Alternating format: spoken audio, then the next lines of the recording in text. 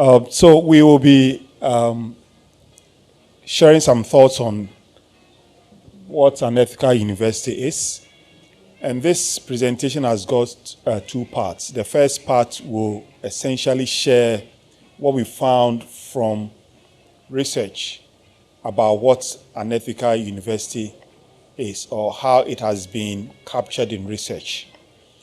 And then the second part will contextualize it within the West African setting. So I will encourage as much as possible that once you've joined in this one, you cannot leave me in the second one. So you have to be part of the second presentation. I'm seeking that before we leave here, we will together define or conceptualize what an ethical university is. We will be looking at some key essentials about what should be linked to ethical universities. And I also want us to have our own conceptualization of these issues. So that is what it's all about. So we'll first start by exploring research on ethics, and then some of the emerging issues from ethics research. This work, I must say, is being done by University of Ghana and Bell University of Technology, Nigeria. We'll share a bit of discussions on what a university is. Some of the points already have heard them, but it doesn't hurt to rehearse them. Some ethical issues in university or higher educational institutions, key features of ethical institutions, and then how do we create an ethical university? I really like the way this table has been set up because we'll have a time to actually put into practice the sort of knowledge that we're going to share with you shortly. So to do this work, a lot has gone in. We'll try to look at ethics that borders on ethics at a global level, and then also issues of ethics in Africa and then in West Africa. So that's the plan. Now, let's look at the research that has been done on ethics. We have done some bibliometric analysis. I've gone through tons of papers in Scopus, and we're able to establish that close to 75,000 papers have been written in the past 30 years. And this is based on Scopus database. I'm sure we heard a lot about Scopus. And the interesting thing is that the information that has been captured in these publications bordered largely on human rights, environmental sustainability, and social justice. So these are the core issues that if you do a sort of systematic literature review, will be thrown at you as the things that have been studied over the years. But I want to pay attention that there's a trend globally from 1992 to 2025. The trend keeps on increasing. There was a bit of a dip here in 2019 and a little bit in 2013. But broadly, the trend keeps going up. We try to do the same thing for Africa and watch about 75,000 in 30 years. In Africa, what we found is that we have even less than 2,000 in 30 years. If you do a quick mathematics, about 613 per decade, whilst others are doing over 25 or 25,000 per decade. So that also gives you a sense of research that is being done in Africa. Okay. The ethics research in Africa bordered largely on issues of culture, political issues, social and economic context. But what I just want us to capture from this is the lack of research on the subject matter of ethics within our own setting. If you push a bit further, in West Africa, there's some research being done. But if you go through literature, broadly, Ghana and Nigeria, these are the two countries in West Africa, and you cannot see any clear trend in terms of what we showed earlier on, that projection that we showed from the 90s to date. You don't see that kind of trend in West Africa. So it means that it has not been a clear focal area for research. And in my mind, it's an opportunity for PhD studies and postgraduate studies, whichever way we look at it. But I must say that our Nigerian colleagues have written maybe a bit more than us. Now, I also thought that we should look at the productive countries that more or less have done research globally. Well, Ghana is over there, as you can see, but we are not doing enough, but at least there's hope. I think that's the main thing. Right, now let's look at the emerging issues that came up from this research. And I've just summarized this. The amount of data that has been interrogated to come up with this is unthinkable. Okay? We've been looking at this since November last year. Amount of data that we have gone through. So, it's emerging from research that when it's about ethics, it's about moral standards of conduct, what is good and right, as opposed to what is bad and wrong. That is quite interesting. Okay. So that gives us a sense of what we are talking about. And then when it's about ethical behavior, that which is right or good within the context of a certain ethical mode.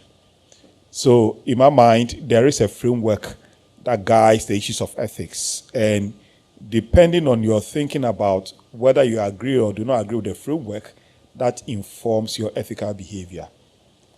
So there's a big picture, and once you accept that big picture will guide what you do and how you conceptualize the issues of ethics.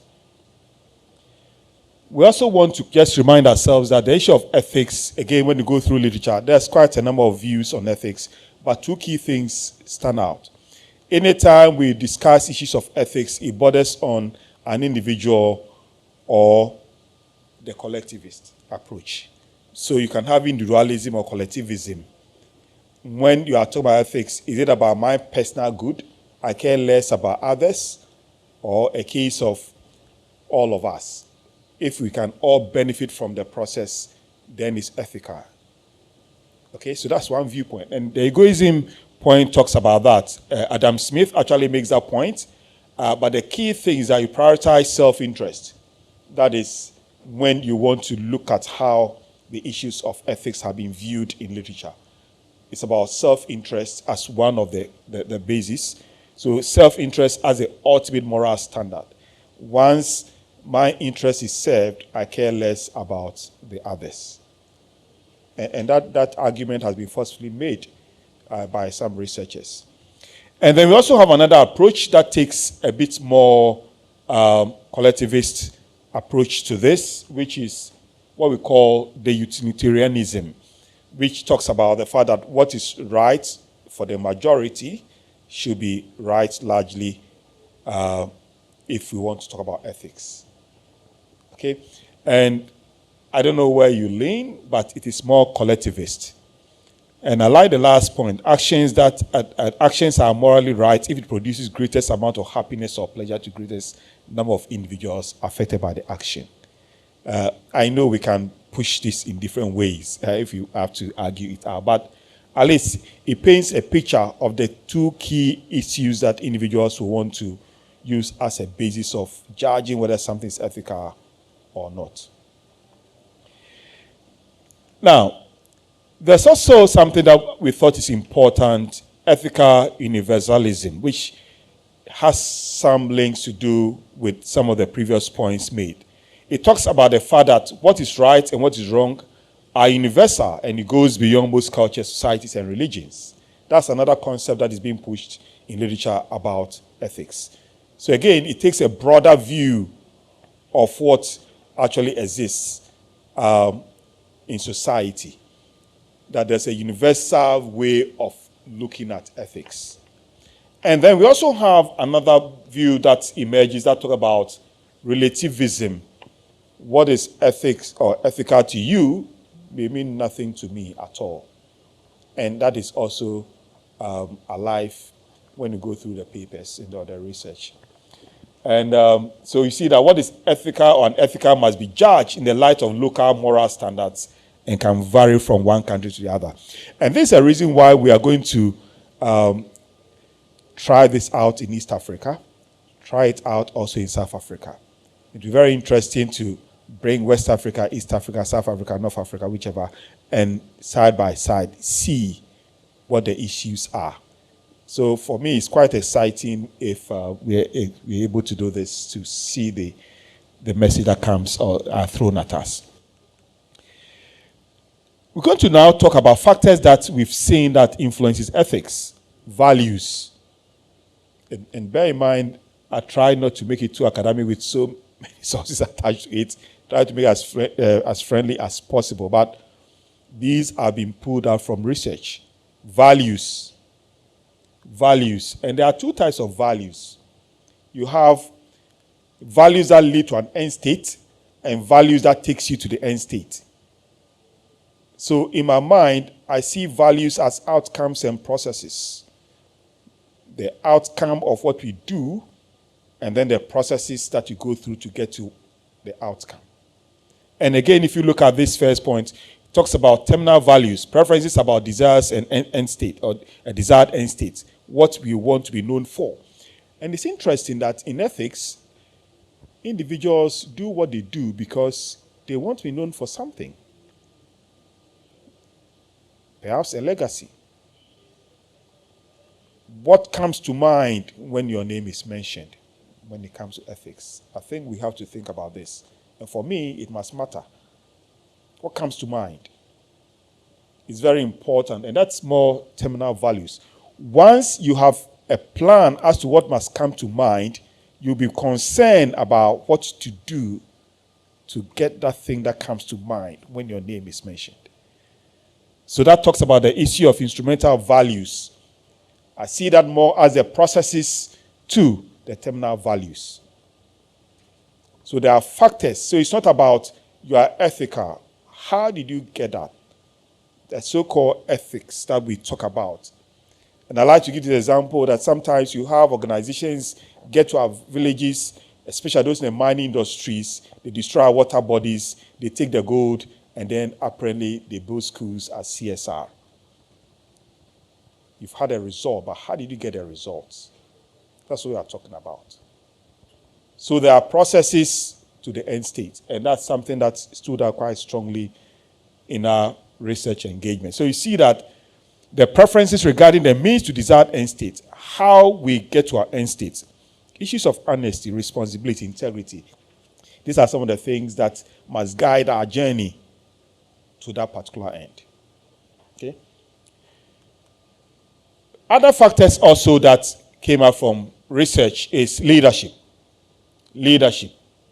Leadership will shape the direction and ethical culture of organizations. Leadership matters.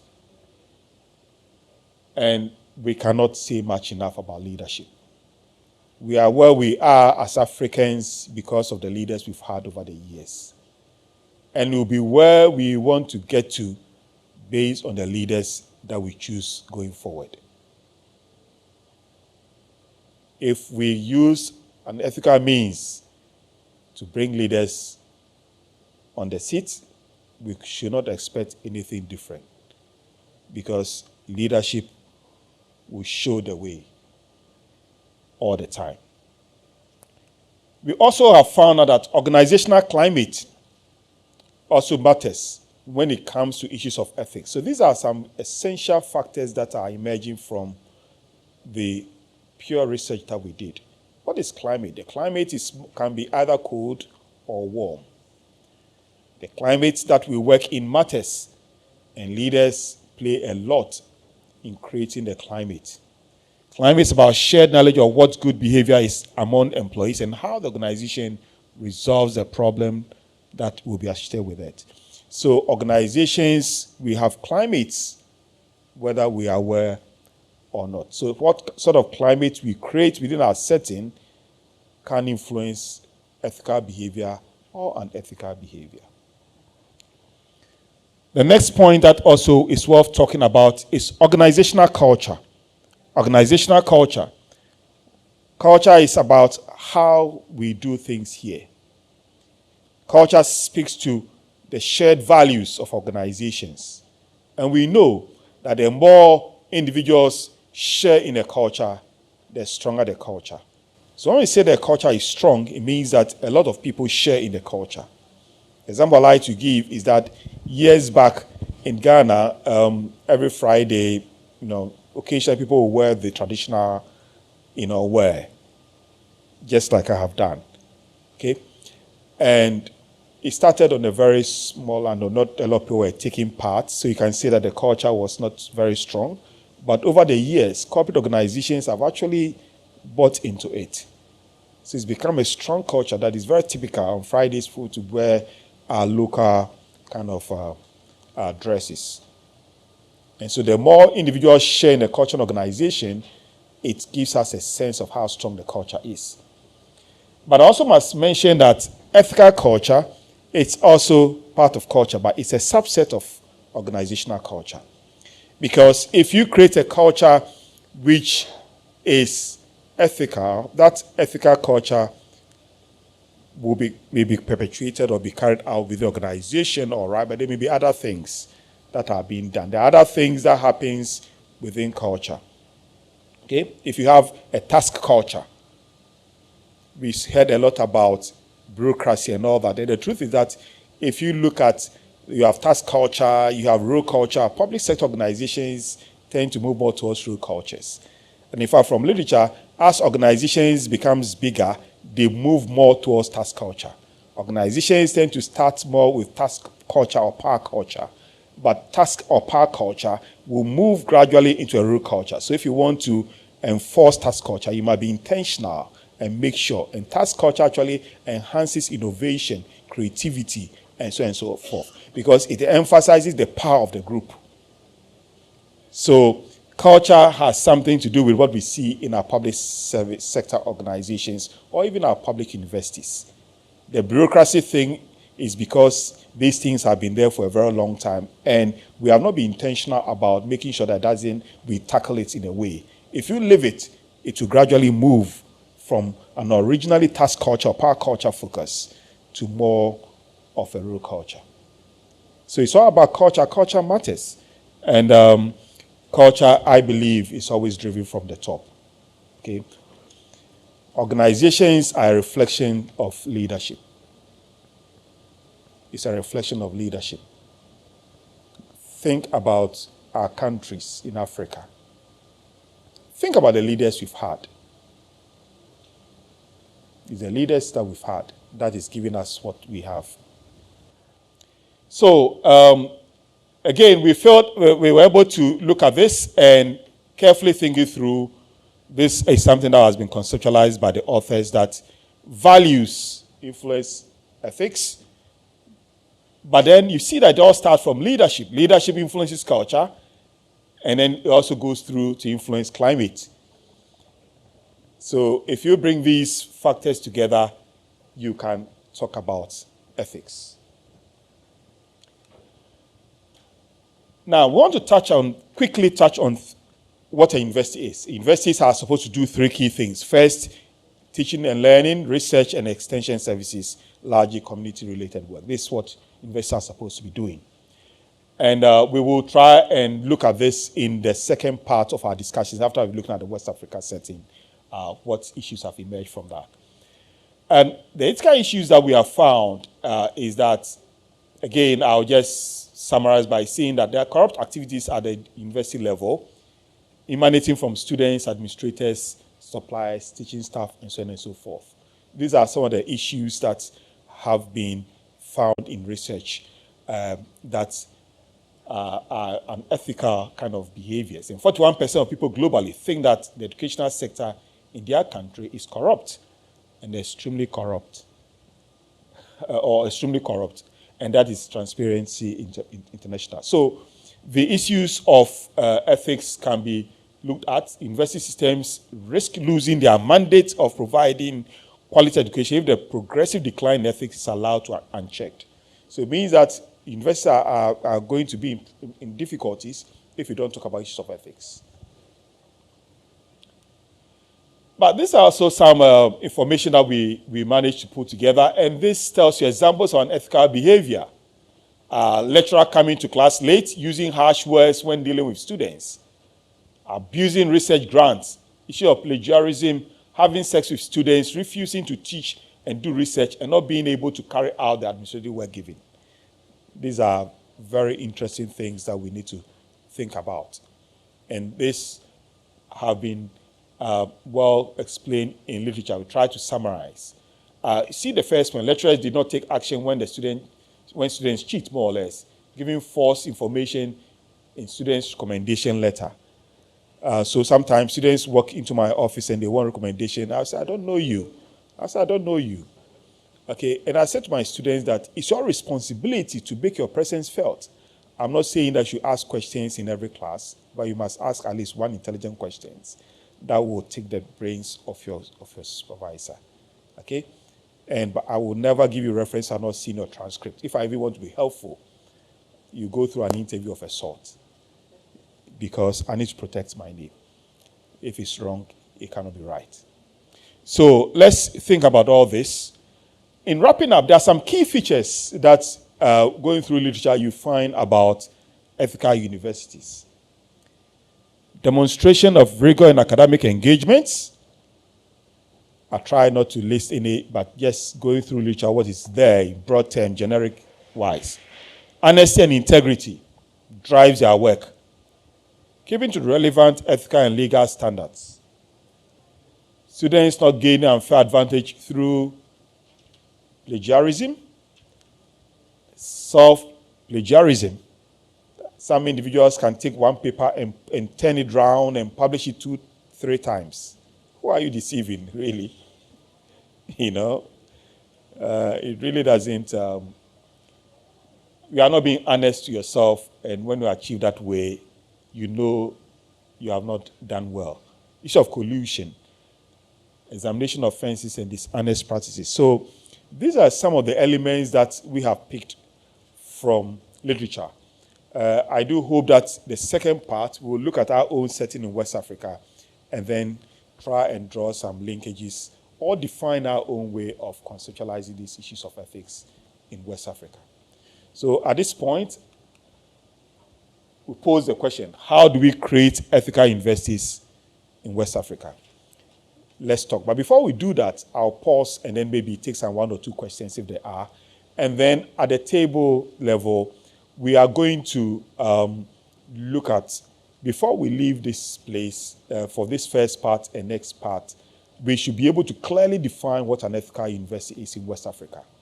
I'm quite keen to see the same thing perhaps in East Africa, other places, harmonize it and provide an African direction on that.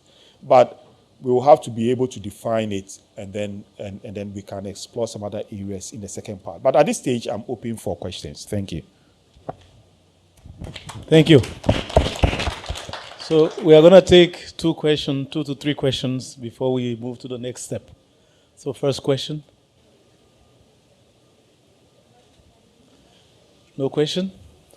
So I'm going to ask a question, then probably other people will ask questions. Okay. Okay. Hello, my name is Ife Dario. I'm a mass communication student of Pan-Atlantic University. So my question is based on the different approaches to ethics that you told us about, the universal, the relative, and so on. And we've actually just started learning ethics in our as one of our courses. So when approaching the research that you did, that was done, was there a specific approach to ethics that you used to determine what is morally good or not morally good? So in terms of the relative aspect, of course there are objective principles that determine what is good and what is bad, but there are also the relative aspect that, okay, what's, especially based on the context around the situation. So was there a specific approach to determining what is ethical and what is not? Yeah, so would you like to take or I think, is there another question? Yes. Yeah.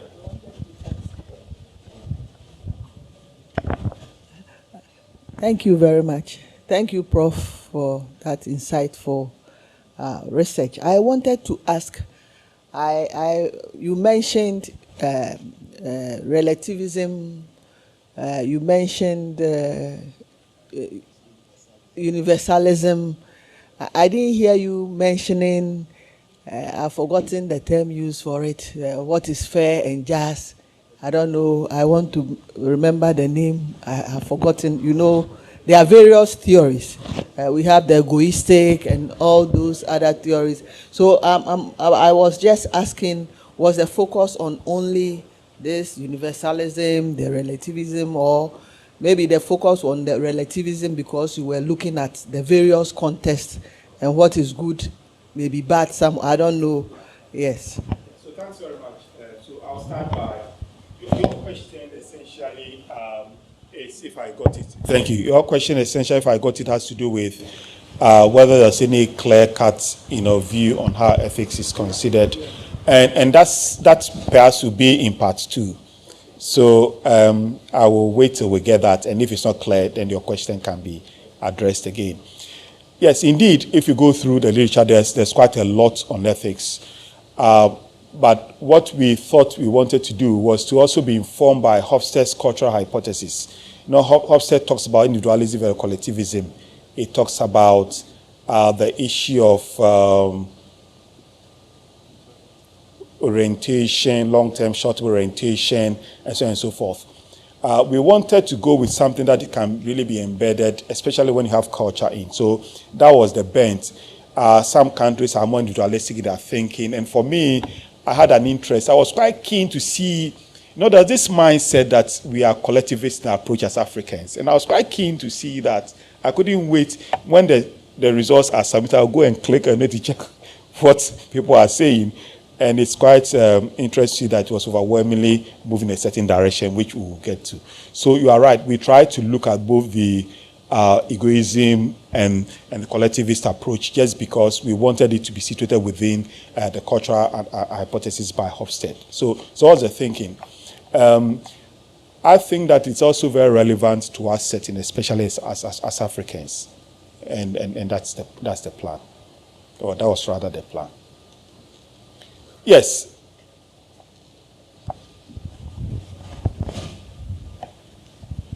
I guess mine is not a question, but maybe because you say we should get talking, I think it's a suggestion that maybe we should begin to consider ethics from an African perspective. And if you look at Kwame Gyekye and Kwesi Redu, they talk extensively about that, and they refer to the Igbo, the Yoruba, the Akan conceptions, which all refer to character. What I don't know is how we gauge a university's character. But I guess these are all open to research. But it's all about personhood, harmony in society, and contributions that people make to a society. So I think that while it is great that we look at these utilitarian, deontological views of ethics, I think that we should begin to look at it from us as a people. What is it that makes African ethics? Maybe that's where the conversation, but what makes university ethics in an African context, which is personalized? Well, I think I'll leave it to the professor of ethics, maybe.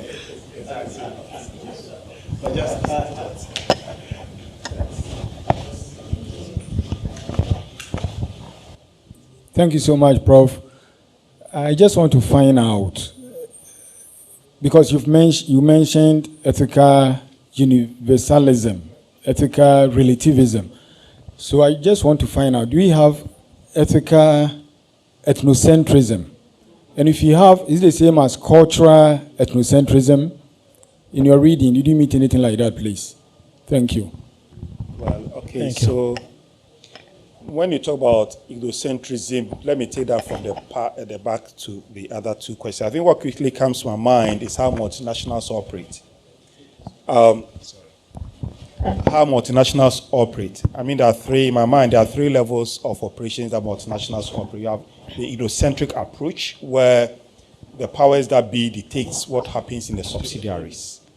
And then you have what we call the regiocentric or polycentric approach, where there's a recognition that the headquarters has a way of doing things, but we also recognize that within the subsidiaries there can be better ways of doing things. So there's a bit of harmonization of ethnocentrism and regionocentrism or polycentrism. I wanted to ask. Okay, so he has asked us a question. How do we create ethical universities in West Africa? And Prof, when you were doing your presentation, you also mentioned culture. And you know, when you talk about culture, you are looking at our values. So we are looking at West Africa, we have value systems. Of course, different countries have different value systems. And I was just reflecting, and I was asking, we'll look at our values and culture and try and see whether we can use that in the context of creating ethical universities. But we should also not forget that because of information and communications technology, so whilst we are trying to emphasize on our culture and our values, our young people are also being bombarded with values and cultures from outside. So I wonder how we'll be able to, I'm just reflecting, because I remember one of my kids, a teacher gave my younger daughter examination questions. He didn't give it to him. He placed it in an envelope, sealed it, and asked her to give it to her father to print it for him. So she brought it. She didn't open it. And the bigger sister was saying, why will you not open it? And the younger sister said, it is very bad to do that. She said, as for me, I will look. If it were to be, and she was being frank. And I was wondering, why will, they were young then, why will a younger person think that way? I believe it's because of the things they see, the peer pressure. So I'm wondering how we can marry the two. Our values, what we want them to be, and the things they see on the internet. You know, now it is WhatsApp, TikTok, and all those things they are bombarded with. So you want to train them in another way, and the internet is also training them in another way. So yes. Yes, the challenges that we have with the internet and the good and the bad of the internet. I think we should be able to be firm in our thinking once we agree on what issues of ethics are, and we passionately believe in them. We must engage our students to try. They are the ones who are being bombarded every now and then, to try and also get their viewpoint. Now, if they make strong points that are better than ours, we should be humble to accept it. But I think that we should be able to believe in what we believe ethics are. I'm a bit traditionalist in my thinking. I believe that we have values in the past that will stand the test of time. So it's for you to beat me with the arguments, and if it makes sense, I'll be humble to take it. But if it does not make sense, I'll agree to disagree with you on that. So we have a responsibility of getting it and then also telling them that this is what it is. If they tell us that, no, that's not what it is, and they are providing alternatives and it's better than us, then obviously we have to. And perhaps we have to come back to the drawing board to rethink, to see maybe we have to perhaps change some of the ways we've done things in the past. So that would be my response to this. I don't know how many more minutes we have, but we have 12 minutes. Sure. So the second part, we're about 20.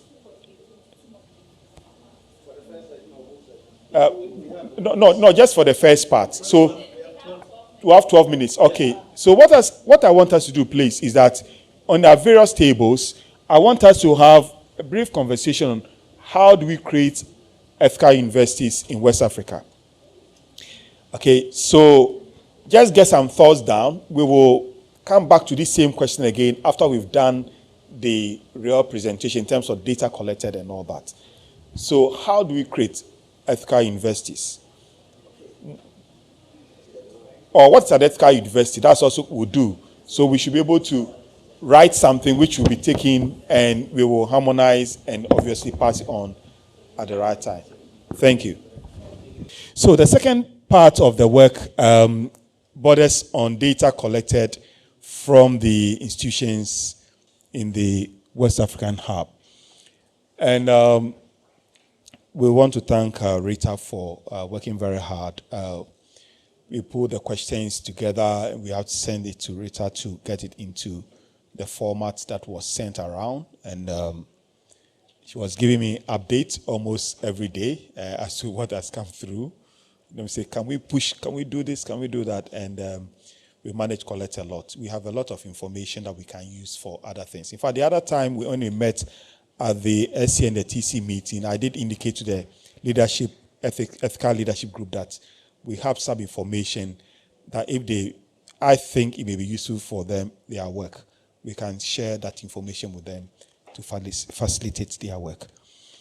All right, so we're now going to look at the second part. But before I do that, can somebody tell me what an ethical university is? Just one table can just tell us. Yes.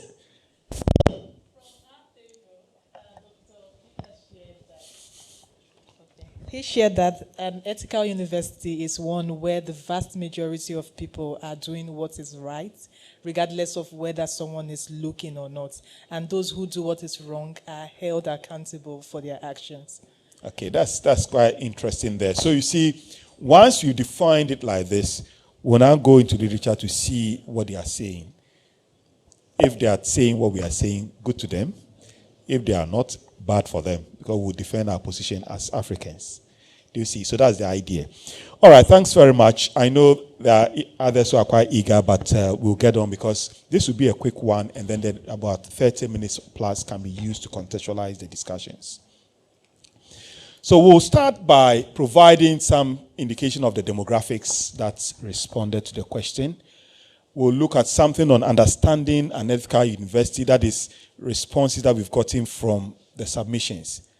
We'll then unravel the ethical and unethical behaviors in our institutions, according to what members have said, the role of leadership in building ethical universities, our leaning in the ethical ecosystem. Where do we lean? The question that was asked about, was it intentional that we focus on the individualistic or collectivism approach? Yes, was. So where do we lean and as Africans? Now, so we have similar numbers in terms of respondents from the countries listed here, Burkina Faso, Cape Verde, and so on and so forth. Anytime I mention Cape Verde, I feel a little bit hurt because of what they did to us in the football. But I stopped watching football for the past 14 years because I take the thing like World Cup, and so I don't want anybody to let my pressure go up. So I don't watch at all. So the participants obviously reflect the emphasis that we want as West African countries. Now, what is your understanding of an ethical university?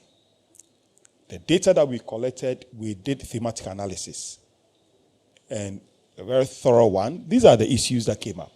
So you will notice here that we have promotion of ethical principles. Okay, we'll try to understand what that means. Respect for human dignity and common good. And then holistic formation and character building. Somebody mentioned character. Was it not George? I think somebody mentioned, you see. So, yes, so George mentioned it. In fact, I didn't even link it there. But you see, holistic formation and character building. So the points that you made about the previous researchers in Africa, yes, these are well-known names in that area. So you see, it being confirmed somehow to some extent. And then the issue of accountability and transparency also came up, and ethical behavior, environmental ethical behavior, something that borders on that. Now, so these are it's being ranked, so the promotion of ethical principles in that order. In trying to understand this a bit more, we captured statements. Normally, when you have your theme, to back your theme, you need to get statements that actually aligns with the theme to indicate that you have not just made it up, but indeed individuals are saying that. So it's a more qualitative research, which I think tends to be much more richer in my view. So it says that university that promotes transparency, fairness, equity, and unbiased in dealing with all its stakeholders. And remember that was promotion of ethical principles was number one. So this also tells us some stories or some messages An ethical university is one that operates on ethical standards and principles based on integrity, loyalty, and frankness, building reliable partnerships and respects ethical conduct, codes, and fights plagiarism, intellectual fraud. So these are some of the statements that were made in support of promotion of ethical principles. Similarly, we have respect for human dignity, which says an institution that prioritizes respect for human dignity and advancement of common good, translating to employees and students being treated with respect, with fair wages for staff. The issue of treating students with respect is very important because these are the Bill Gates and the big guys of tomorrow.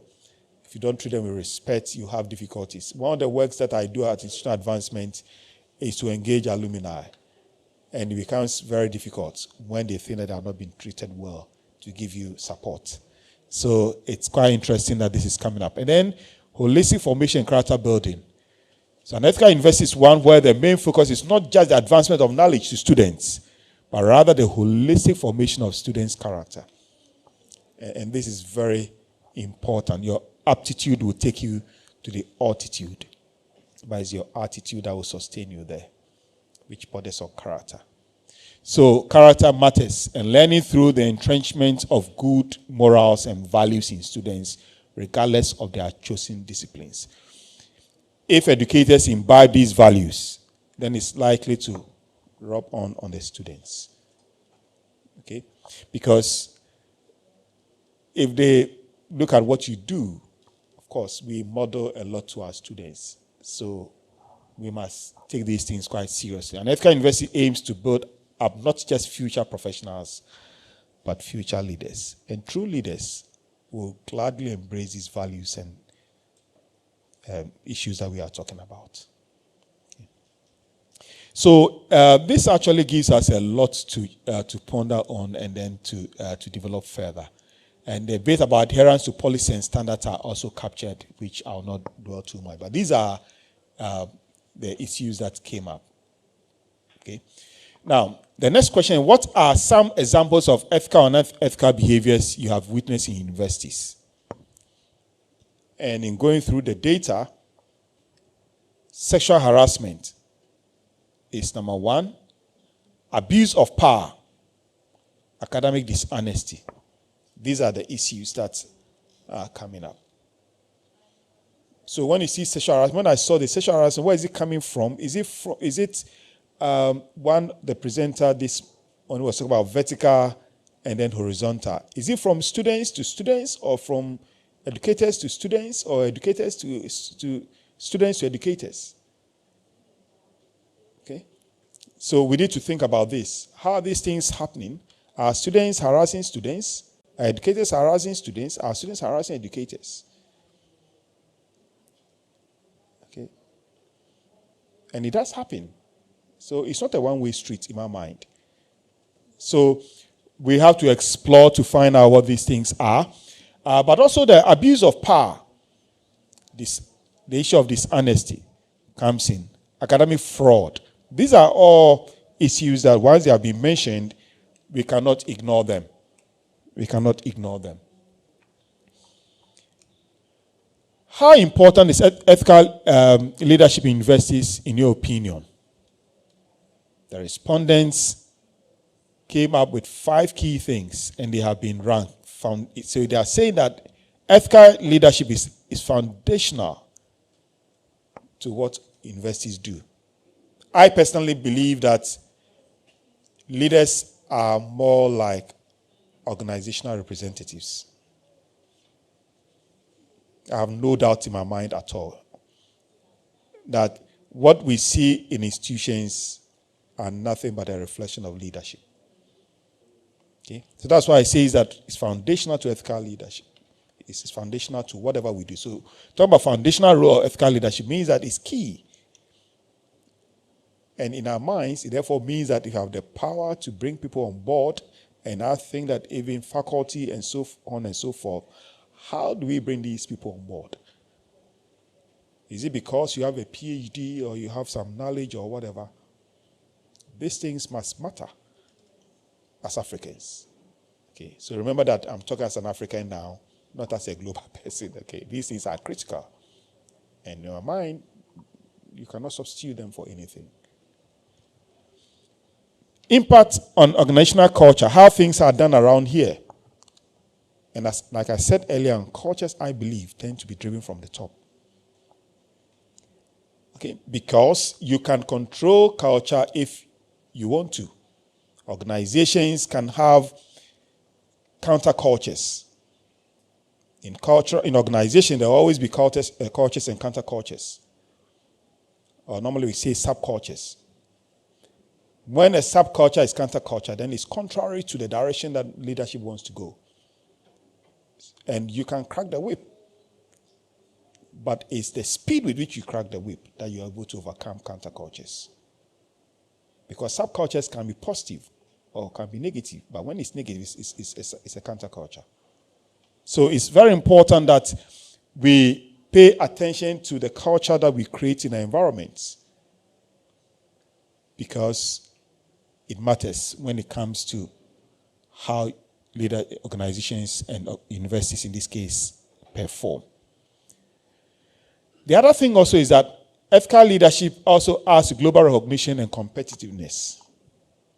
Because naturally, if leadership is demonstrating a certain pain, the same picture, and is being lived, the lived experiences of students align with that, the world will know. And here we are making an assumption that that kind of leadership thing we are referring to are things that are positive, that adds value and gives some value to the students. Promotion of core values. What are these core values? What are these core values? And we will look at some of the interesting findings from our research. Ethical leadership and institutional integrity. There are some words that have been running through. If you watch, integrity, for example, has been showing up a number of times. So the responses that we had certainly must matter to us. And we try again to touch on what these points mean broadly. Ethical leadership considered critical for setting the tone and fostering a culture of trust, equity, and respect. So leadership sets the tone. Our values define us and shape what we do. So these are the sort of statements that were made in support of these themes that have been pulled out from the work. In being ethical, which of these interests should be paramount? And this one, I don't know why it meant so much to me. I wanted to know whether we are really collectivists, but my expectation was not cut off because it was confirmed. The respondents overwhelmingly selected collective interest as the most prominent in dealing with ethical issues. And if you look at some of the CSR papers written, the issue of Ubuntu comes up a lot. The spirit of Ubuntu, togetherness, should influence our every act. We live not for self, but for others. And this is highly African. So I'll go back to the first presentation where we spoke about relativism or universalism, that our bent is more towards that universalism in this regard. Look at this, about 96% of the respondents. I don't know what this 4%, I don't know who these people are, but they are there. They bring beauty to the whole thing, but I'm happy that you've been overwhelmed by this. So truly, we are collectivists in our thinking. And the danger that we face in our world today is individualism. And so, for this argument I'm having with my students, I would like to win this by all means. I don't know what they will say, but I would like to win, because there's much more power in strength, in unity than as individuals. So, interesting thoughts there. Do you believe your answer reflects the general perspective of Africans on ethics? And again, about 2/3 said yes. And it means a lot, which means that the responses that we've gotten has some African flavor to it. That we believe that we are talking as Africans. And I think that it's important that we take note of it. Are there any cultural or regional nuances to consider with respect to ethics?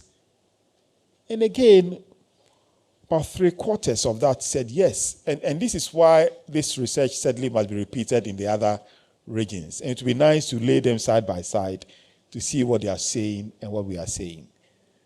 So there's a belief that perhaps if you go to East Africa, their responses may be slightly different or different from what we are saying here. Or even though they may be similar, the angle with which they will approach the question will be completely different. And that's why it's important that we undertake that research. So the reps, we know 1 or 2 are here. We will certainly engage them to help us collect data so we can do that further analysis. And then this is one of the favorite slides. What are 3 key values in order of importance which must underpin ethical universities in West Africa? And the first on the list is integrity. Integrity, respect, and equity. These are the 3. And in our initial discussions in the West Africa group, we mentioned that this provides some pointers even in respect of the cases that we write. You can justify which focus you move into, the GVV and all that. There's a lot of information that can inform so that you are intentional about what you are writing. Should we be writing more cases on issues of integrity? Should we be looking at issues of respect for each other, respect between students, lecturer relationships, and all that? So these are the very interesting observations that were made from the data. Now, again, the first 3 try to support it with some statement. Integrity serves as the cornerstone of ethical behavior in universities. That's some of the points made. Equity is ensuring fair treatment, equal opportunity, fairness in access to information, resources, and opportunities. So these are some of the issues that individuals made. That respect is key to all social engagements. And that is why these 3 points have been highlighted as most important among the lot. Next steps. So you see, we've come to an end shortly, but the interesting bit is here. The team must work together to agree or conceptualize and define what an ethical university is in West Africa. So the initial discussions was to trick you to see whether you change your stance or not, because now this is going to be situated in what has been examined in West Africa. If the information we have actually aligns with this, fine. But as West Africa, before we leave here in the next, maybe 30 minutes, at least we should be able to conceptualize, and we'll be happy to share this information amongst all of us so that we know what we all mean by ethical universities. And I'm thinking that perhaps after we've done it, we'll pass on to our Francophone colleagues to see whether they will validate our findings in some aspects, taking care of the possibility that some of their writings may not have been captured in Scopus, so that we get a much more encompassing definition and viewpoints on that matter. Now, the team must identify the ethical issues that directly affect higher educational institutions in West Africa under these headings. Remember that when we pose the question, in trying to answer the question about what a university is, there are 3 key things that were talked about: teaching and learning, research, and community engagements. So in my mind, I'm thinking that if we define and conceptualize what ethical universities are, we now want to look at teaching and learning. What are the ethical and unethical issues that perhaps can be considered under teaching and learning? And then we look at research. It doesn't matter if it crosses over, it's repeated here and then across. And then community engagements. Okay, so an ethical university essentially is a university that goes out to a community to make their presence felt. You can look at it from that angle. It can also be a university that comes up with research findings about communities and don't keep the findings on their shelves, but they engages the community to get to know what they found about that community. Experiences will vary, but that's a broad idea. Identify other general areas that affect ethical issues in the higher institutions in West Africa. And how do we create an ethical campus in our institution? So we go back again to the previous points. So at this stage, we will pause, and I hope that we can answer these 4 questions before the interaction ends in the next 35 minutes or so. So at this stage, I don't know whether there's a question to be asked. We can give some 5 minutes, and then we can then address these questions. Thank you. Please. Thank you. So, thank you, Professor. This has been exciting listening to you. It's always good to sit and also be taught. So, thank you for teaching. As I said, I've been doing ethics for a long time, and this relates to me. 2 key points that stuck with me. There was a question that was asked to staff, and the issue about fair wages, or is it? Yes, came up. Yeah? Yes, one, yeah. Fair wages came up, and it's because I lead a business school. It's always a major concern from staff. But when you subject that discussion to fair contribution to the wealth creation, then staff gets agitated. Whilst I am particularly interested in fair wages because, and these are not just the issue of universities. When you do your consulting to organizations, and on Monday I was facilitating a workshop for a company, and I asked the CEOs to step out. The CEO stepped out, and then I asked the people to tell me what the issues are. The first thing that came out was that they were not paid well, and so you would often hear those concerns and all of that. But as soon as you start listening to the other side, then it gets a bit more complex. Several of our people, and I think it should be one of the defining features of an ethical university, is that the staff are willing and able. Maybe we turn it around. The staff are able, because sometimes we need to capacitate them, and willing to put their expertise to support the vision of the university or the mandate of the university. Because it's becoming very difficult to get people to work in a passionate manner, relating especially to students, to ensuring that students are not frustrated, ensuring that students can have answers to their questions, ensuring that students can be mentored, ensuring that, and all of that. So that issue about fair, when you go to the next stage of the conversation, please investigate that a lot more. The second point is the point that we made about whether we are collectivists or not collectivists. And if you remember, in I think 5-6 years ago, I gave an interfaculty lecture on this question of collectivism and whether or not indeed what collective we actually are talking about.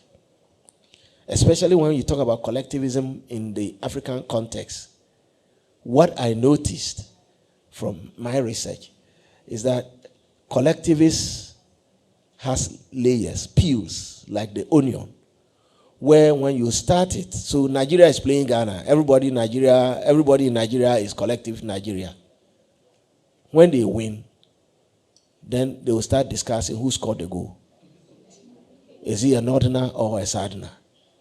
And if it's a northerner that's scored a goal, then they will start discussing of the northern one. Is it the Zamrama, or is it the Fulani, or is it who gave the pass?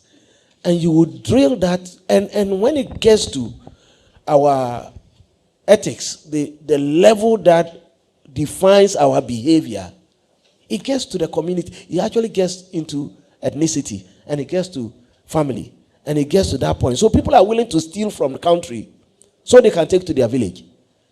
And if you have observed, if somebody steals from the country to the village, and government catches this person, you see the village will go up in arms to fight government.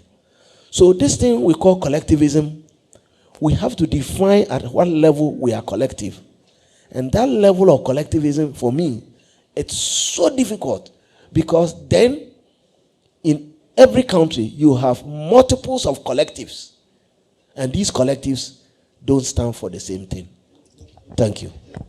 Great. Thanks very much, Dean, there, for that input. Thanks very much. A lot of food for thought, but thanks. All right, thanks. I think you mentioned that you tricked us with the first presentation. Is that ethical? I didn't see that one coming. I wouldn't have said. I apologize for that one. I didn't say. I shouldn't have said it.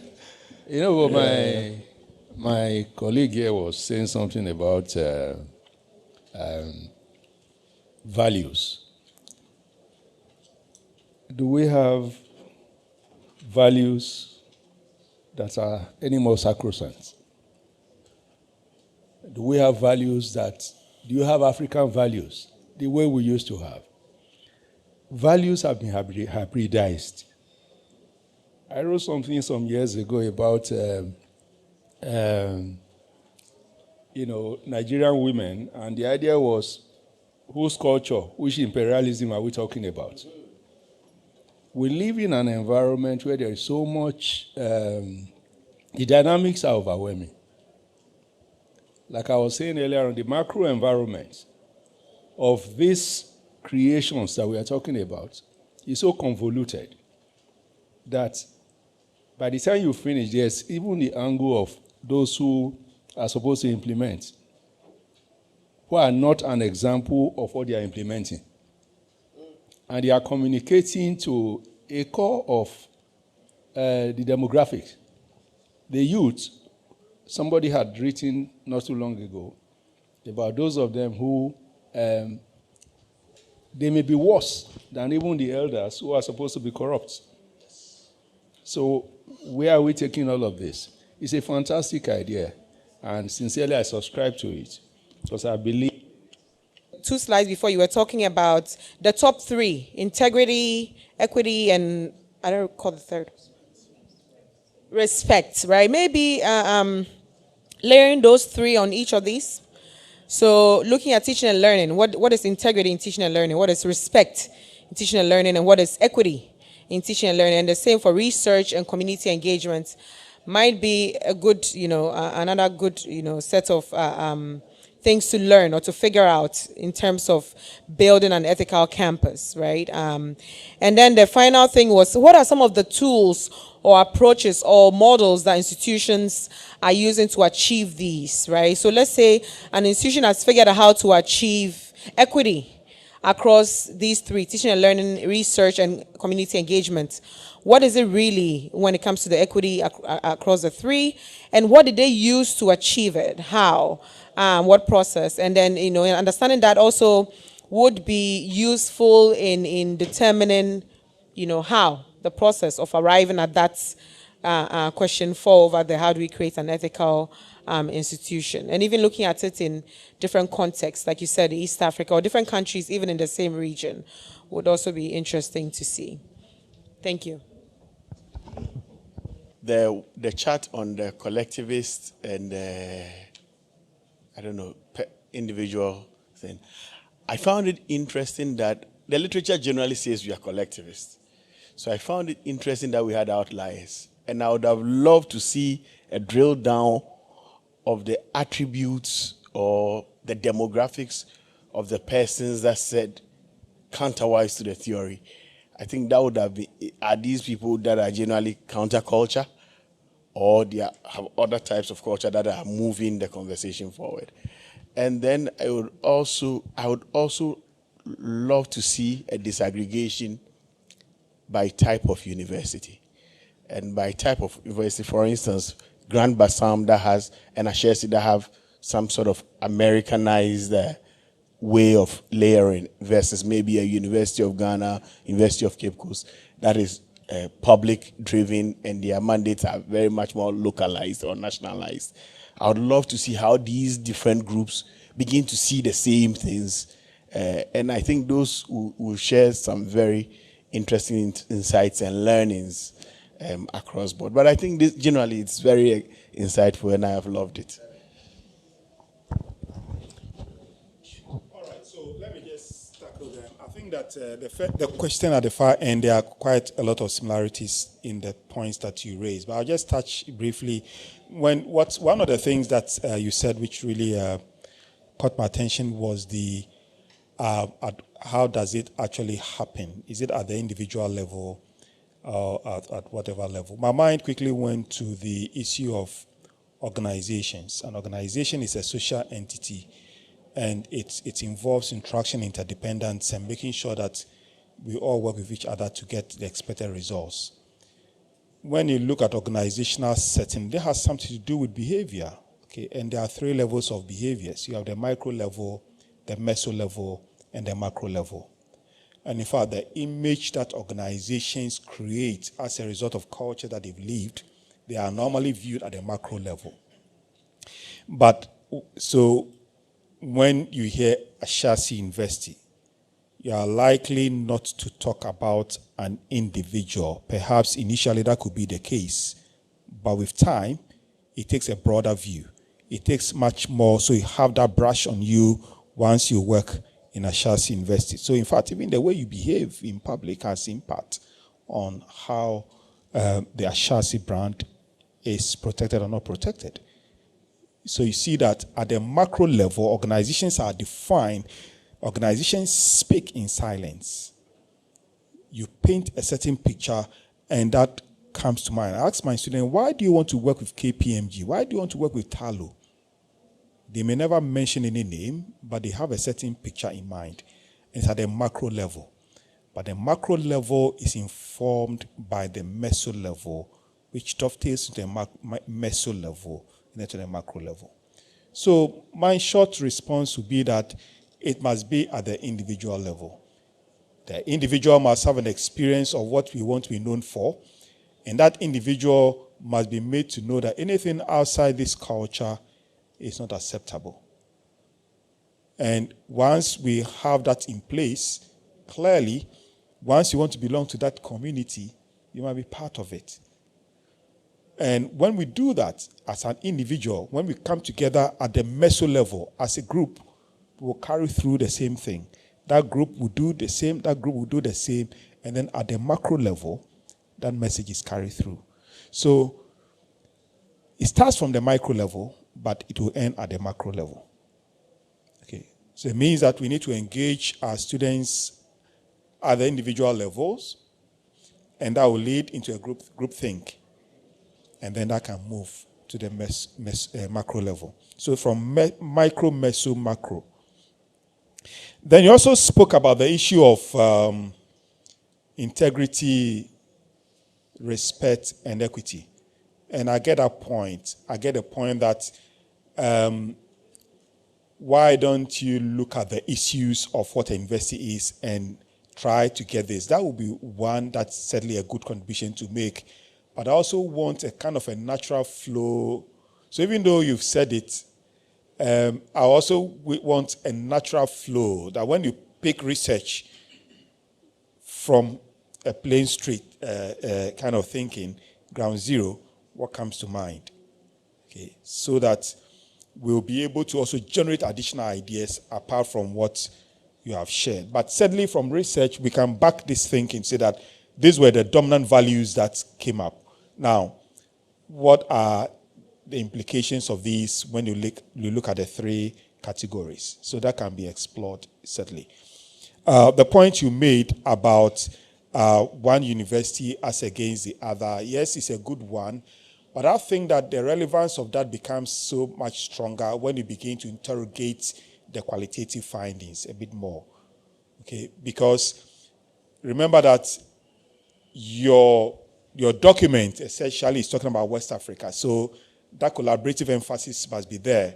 But sometimes, as you go through literature and the issue of collectivism, layers of them, then you can bring what Ashasi is doing or some other university is doing as perhaps an example to explain why we are together, but perhaps we are not so much well together. So I see that it's something that will come up if you are putting a document together, a paper together to explain why certain things are not what they look like. Then you can go into the details to do that. So that's the thinking that I have in respect to the question that was asked. I'm a bit mindful of the time that I want us to do this, so we have about only 18 minutes left. So our moderator is not okay. Prof, you want to ask a question? Maybe after this one, we'll get to where. Thank you. So, Prof, I have been thinking. Forgive me, I like reflecting a lot. And I was asking, we are looking at ethics in our universities, West African universities. Can we look at it in isolation from the society in which we are operating? I'm asking this question because, for instance, there was a rape case. And so rape case is a criminal offense. And the person was sent to the DOFSU. And then now you have, so it is a student and a person from the community. Then you now have the chiefs and everybody coming to you. Oh, I went to the police station and they are saying, you are the only one. And I asked the person, the only one, who am I? This is a criminal, it's between the state and that individual. So that's why I'm asking, is there a way, this is just an example, can we look at ethics in the university devoid of ethical values that the society also, I don't know. I'm just asking, maybe in your next research, you may expand it to include the communities and the society, because you know the universities do not operate in isolation. They operate within a context. So whilst they are looking at their ethical values, are they going to look at it devoid? Of course, there may be universal values. I'm just thinking aloud. I don't know whether you have answer or I don't know. I'll just say that, thanks very much for that question there. But I think that if you look at the three components of university, teaching and learning and research and community engagement, universities are supposed to be, in quotes, knowledgeable about what happens within their immediate space. So I expect the universities to get into the communities to talk about issues of ethics and to bring a perspective that hopefully will win the community over to them. So yes, there can be community engagements where they will have their own views, but what do we stand for as a university? And what are the kind of things that we want to be known for? So, influence. So I am happy about the way you referred this case. And there are cases where, for example, the community comes to, so you are looking at a pre-generated community, and he made a point earlier. Yes. A community that has become, has lost its values. The university has a community that has lost its values will support anything. Otherwise, historically, and that's what I teach in my ethics, historically, if you were a rapist, you were actually banished from the community. In fact, in some communities, you will be lynched for being a rapist. So this is something that historical our societies never accepted them. So if you got a pastor, a chief, and coming to plead for a rapist, know that that chief, that pastor himself, is already gone down the abyss of ethics. And we should stand against such characters and don't let them lead the university along that corrupt route. The university should stand up and fight it. So it is for the university to influence the thought. And the university should be, at some point, the conscience of our society and to speak what is good for our society. Thank you. Great. So universities must lead and not be led. I think that we should quickly get into our groups right now, please. I'm very... in fact, Rita, you may have to give us another 2 hours because the way it's going, the way it's going. So I'm not getting. 30 seconds. Yeah, just a quick one. I think we need to define community engagement very well. The community engagement that I understand has to do with the aspect of research. You've done the research, you now go into the community to disseminate research finding. Before you conduct the research, there are ethical values. That is why every institution must have ethical principles, i.e. ethics committees, that governs how the research is even done. Before you even begin your research, you go to the community to take blood samples, to interview people. There must be ethical values, to guide that. So we have to define community engagement. What is it? For us, as far as we are concerned, is the research bit. Any other negative thing that happened within the community falls within the national law. So you don't have to, we shouldn't push too much on us as a university. I think that we should define our own community engagement because we can also get into communities, see problems, and so on. So that's why we don't want to take any question. I'll not be fair to you, so please ask your question. Yes. I'm not taking a question again. Thank you. Yes, so I just simply want to ask, access to quality research materials and research resources such as plagiarism checkers, such as even high quality journals are very expensive. And in this part of the world, where when you want to conduct high quality research, the quality of resources that you use to conduct research helps you get ethical research. How do the institutions, what kind of frameworks can institutions create to support students who are trying to create high quality research? Because there's what they call there's this type of journals that they call them predatory journals, and if you're not careful as a researcher, you could go and use those journals, and the kind of work and the kind of outputs you get would be unethical. So how do the institutions provide support around students in that regard, so that the kind of research that they provide is ethical? I don't know if I should respond because we don't have time. But the point is that I remember the presenter, the Vice Chancellor of Covenant University, spoke about something like this. I think we should just put our resources where we really believe they matter to us. Because if you really want to publish in those high places, certainly it will cost resources to be made available. So in respect of students, unless we get funding from places that can support students' work, it becomes incredibly difficult for us. And maybe one of the ways to be doing it is to go to industry, see what problem they have, and then work with industry to solve those problems, and by that they help with their research. It's one of the ways to doing it, so that we don't just come up with a topic that we think we want to do that may not benefit institutions. So maybe it's an idea to ponder over. Can we identify organizations, what challenges they have? Do we want to help in supporting, doing research? Can you help us with the data collection, and so on and so forth? I don't know how much time. Show me we have about some 10 minutes or so. We have to choose between all this. Anyway, so let's do what we can in terms of these questions, because we have resisted. The questions are too many. I know you have a lot of questions, but I'm afraid we have to still do some 10 minutes work. I wish we could get some 2 more hours, but it's not possible, I know. So please, I'll pass on to you. Please, let's get to our work and then try and address these as much as we can. We'll pick up your submissions later on.